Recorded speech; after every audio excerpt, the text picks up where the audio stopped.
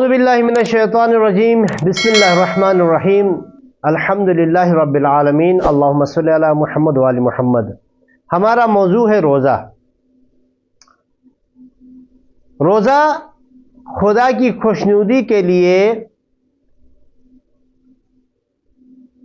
صبح فجر سے لے کے مغرب تک مبتلات روزے سے اپنے آپ کو روکے رکھنے کو روزہ کہا جاتا ہے۔ اب قرآن کریم میں اللہ ارشاد فرماتا ہے وَأَتِمُّ الصِّيَامَ إِلَى اللَّيْلِ، روزہ کو تمام کرو رات تک۔ اب دیکھیے کہ اہل سنت اور اہل تشیع میں افطار میں بھی ٹائم میں فرق ہے اور اختتام سحر میں بھی فرق ہے۔ اہل سنت نماز فجر کا جو ٹائم ہو رہا ہے اس سے لے کے غروب آفتاب تک اس ٹائم پیریڈ کو وہ روزے کا ٹائم شمار کرتے ہیں۔ اہل تشیع شیعہ علماء وَأَتِمُّ الصِّيَامَ إِلَى اللَّيْلِ، روزے کو رات تک تمام کرو کا مقصد یعنی غروب آفتاب کو رات شمار نہیں کرتے ہیں، بلکہ غروب آفتاب کے بعد 5-10 منٹ یعنی 10 منٹ کے بعد سے وہ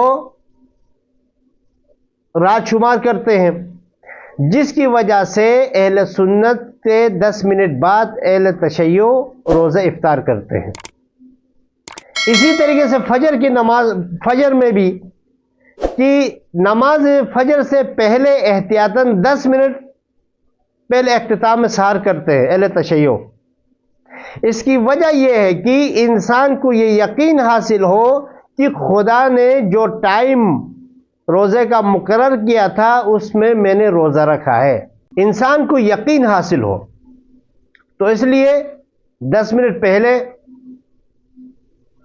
اختتام سحر کرتے ہیں اور غروب آفتاب کے بعد، غروب آفتاب کے بعد یعنی 10 منٹ بعد افطار کرتے ہیں۔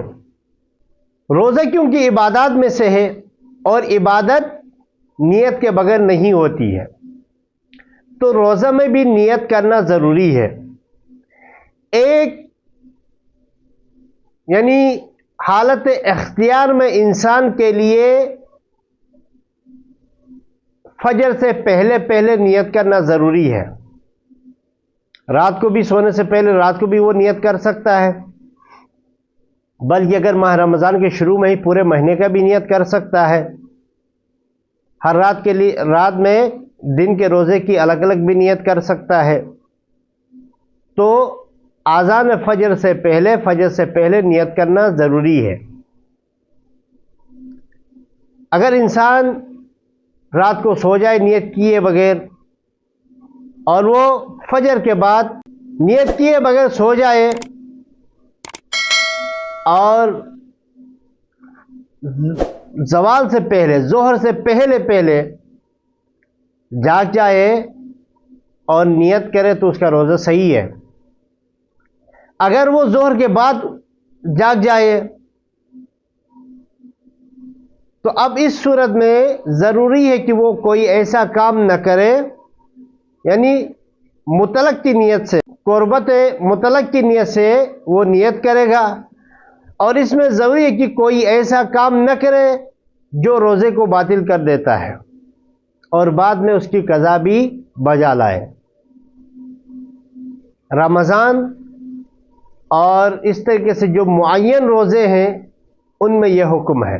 مستحب روزے کی نیت، اگر انسان اذان مغرب سے پہلے بھی مثلا دن بھر اس نے کوئی ایسا کام نہیں کیا ہے، صبح فجر سے لے کے اذان سے پہلے تک کوئی ایسا کام نہیں کیا ہے جو روزے کو باطل کر دیتا ہے، تو اذان مغرب سے پہلے بھی وہ مستحب روزے کی نیت کر سکتا ہے اور اس کا روزہ صحیح ہے، اس کو ثواب ملے گا۔